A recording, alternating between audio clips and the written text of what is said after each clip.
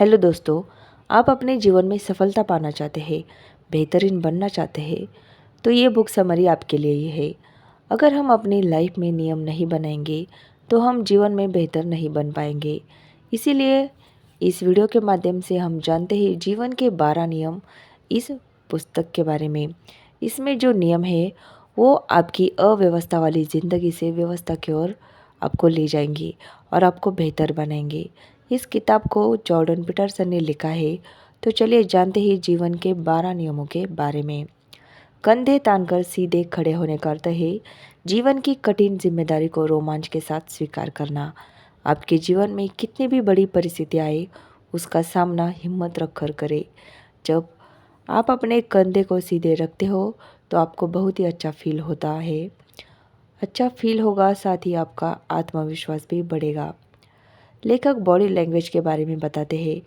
जिस व्यक्ति की शारीरिक मुद्रा कमज़ोर हो, आगे की ओर झुकी हुई हो, छाती भीतर की ओर दबी रहती हो, गर्दन झुकी हुई हो, तो वह व्यक्ति पराजित और अप्रभावी नजर आता है और वह अच्छा महसूस नहीं करता है और वह बिना वजह किसी के सामने झुक जाता है, वह सामना नहीं कर पाता है। इसलिए लेखक कहते हैं कि कंधे तान कर सीधे खड़े होने से वह प्रभावशाली दिखेगा और उससे हिम्मत आएगी परिस्थिति का सामना करने की। और जब आप जीवन की जिम्मेदारियों को निभाने के लिए स्वेच्छा से आगे आते हैं तो आपका नर्वस सिस्टम बिल्कुल अलग ढंग से प्रतिक्रिया देता है। फिर कोई चुनौती सामने आने पर हार मानने की बजाय आप साहस करके उनका सामना करते हो। लेखक कहते हैं कि आप स्वयं को उस व्यक्ति की तरह देखिए जिसकी सहायता करना आपकी जिम्मेदारी हो। इसका एक उदाहरण लेकर समझाते हैं। आप अपने पड़ोसियों और परिवारों के साथ अच्छा व्यवहार करते हो। जब आपके परिवार का सदस्य बीमार पड़ता है तब आप उसको डॉक्टर के पास ले जाते हैं और उसको दवाई दिलाते हैं और उसकी देखभाल करते हो।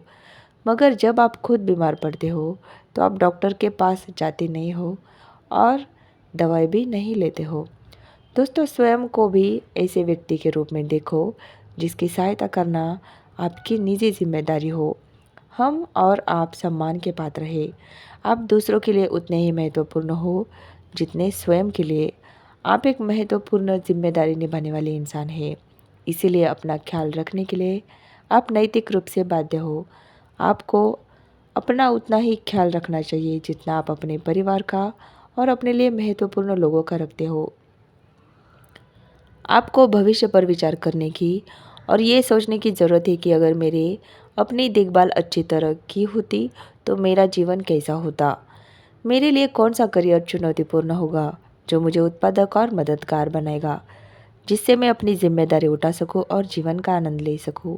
ये लोग आपकी सफलता पर ईर्ष्या करेंगे और आपको नीचा दिखाने की कोशिश करेंगे। अपने जीवन में अच्छे दोस्त लाना उतना आसान नहीं है। एक अच्छा और स्वस्थ समझ वाला इंसान आदर्श होता है। ऐसे लोगों के साथ दोस्ती बनाने के लिए आपको साहस और हिम्मत की ज़रूरत पड़ती है। इसलिए अपने अंदर विनम्रता लाए और साहस दिखाए। अपनी निर्णय क्षमता का इस्तेमाल करके जो लोग सच में आपका हित चाहते हैं उन्हें पहचान कर अपना दोस्त बना ले। लेखक कहते हैं कि अपनी हमें अपनी तुलना अपने पिछले कल से करनी चाहिए, न कि दूसरों से। हम सभी अपने जीवन में अलग अलग क्षेत्र में यूनिक है और हम उसके काबिल है, किंतु हम सभी बचपन से ही तुलना करने लगते हैं।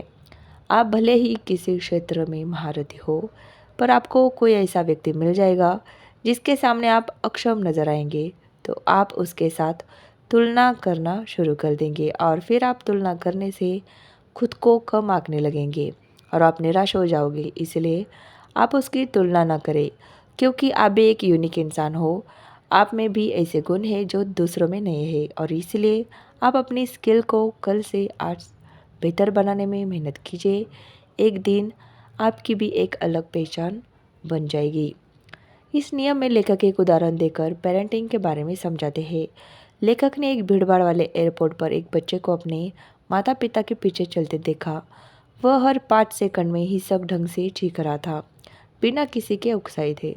शायद उसे कुछ चाहिए था, किंतु कुछ पाने के लिए यह तरीका उचित नहीं था। शायद उसके माता पिता इस बात का एहसास करवा देते तो वह बच्चा ऐसी हरकत नहीं करता। लेखक कहते हैं कि माता पिता का यह दायित्व है कि माता पिता का ये दायित्व है कि वह बच्चे के सामने संसार के प्रति दयालु और ख्याल रखने वाली प्रतिनिधि की तरह व्यवहार करे। हर माता पिता का यह दायित्व है कि अपने बच्चे को सामाजिक रूप से सर्वश्रेष्ठ बनाए। इससे बच्चे को अपने जीवन में सही अवसर मिलेंगे और उसके अंदर आत्मसम्मान का भाव विकसित होगा। इसलिए आप अपने बच्चे को अच्छी शिक्षा दें और कोई गलती करे तो सही रास्ता दिखाए, जिससे वह कुछ ऐसी हरकतें नहीं करेंगे जिसे आप उन्हें नापसंद न करने लगे। दुनिया की आलोचना करने से पहले खुद का घर संभालें। दुनिया में कई ऐसी चीज़ें हैं जिसमें गड़बड़ है, कई ऐसे लोग हैं जो दुखी हैं। दुनिया में ऐसे भी महान लोग हुए हैं जिसने समाज के लिए अपना जीवन समर्पित कर दिया। उन सभी ने अपनी लाइफ में कई मुश्किलों का सामना करके जीवन में सफलता हासिल की। हमें भी जीवन में अच्छी चीज़ों और महान व्यक्तियों के जीवन से अच्छी बातें सीखकर अपने जीवन में लागू करना चाहिए। लेखक कहते हैं कि हमें अपने जीवन को बेहतर बनाने के लिए, अपने जीवन में सुधार लाने के लिए अपने जीवन की परिस्थितियों पर विचार करना चाहिए। अपनी बुरी आदतों को छोड़ना चाहिए। जो काम गलत है वो नहीं करना चाहिए। अपने काम के प्रति अपना कर्तव्य निभाना चाहिए। इस तरह हमें दुनिया की आलोचना करने की बजाय हमें अपने जीवन में बेहतर बनना चाहिए। कोई भी काम तभी तक करे जब तक उसके परिणाम आपके काम के हो। जीवन में बहुत संघर्ष है, यह सच जिसमें हम झूठ नहीं कह सकते। इसलिए तुम्हें अपने जीवन में सुखी होने के लिए कठिन परिश्रम करना होगा। तब तक तुम्हें परिश्रम करना होगा जब तक पसीना ना आ जाए।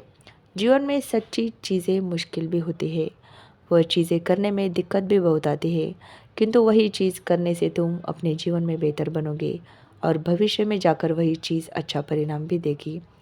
इसलिए हमें अपने जीवन में वो चीज़ करनी चाहिए जिसका कोई महत्व हो। वह चीज़ काम की हो, भले ही वह चीज़ करने में बहुत परेशानी आई, फिर भी वो चीज़ हमें करनी चाहिए। इसमें लेखक जब पढ़ाई कर रहे थे उस वक्त का यह हिस्सा है। लेखक अपनी पढ़ाई के दौरान एक हॉस्पिटल में प्रशिक्षण लेने के लिए गए थे। उस दौरान एक महिला मरीज़ लेखक के पास आकर उनसे पूछा कि आप सब यहाँ क्यों खड़े हो, मैं भी तुम्हारे साथ खड़े हो जाऊँ। वह महिला मरीज़ बहुत तकलीफ से घिरी हुई थी, इसलिए लेखक महिला से ऐसी बात नहीं करना चाहते थे जिससे महिला मरीज़ को ठेस पहुँचे। इसीलिए लेखक ने महिला को सहजता से बता दिया कि हम सब छात्र हैं और यहाँ मनोविश्लेषक बनने का प्रशिक्षण ले रहे हैं, इसीलिए आप हमारे साथ खड़ी नहीं रह सकती। इस जवाब से महिला को ठेस भी नहीं पहुँची और यह जवाब सोचकर बोले गए झूठ की तुलना में कठोर था। ज़्यादातर लोग अपने जीवन में कई बार झूठ बोलते हैं और वह अपने जीवन में स्वीकार नहीं करते हैं और झूठ बोलकर अपने जीवन में ही परेशानी लाती है और एक झूठ को छुपाने के लिए कई सारे झूठ बोलते हैं। इस झूठ से वह खुद को और दूसरों को कहीं ना कहीं से नुकसान दे रहे होते हैं। इसलिए झूठ बोलने की बजाय उसे पहचाने, स्वीकार करके हमेशा सच बोलने का प्रयास करें और सच बोलकर अपना चरित्र अच्छा बनाएं। लेखक इसमें बातचीत के बारे में बात कर रहे हैं।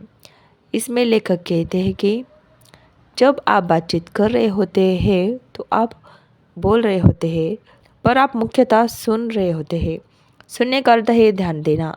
अगर आप लोगों को सचमुच सुने तो वे आपको ऐसी बात बताएंगे कि आप हैरान रह जाएंगे।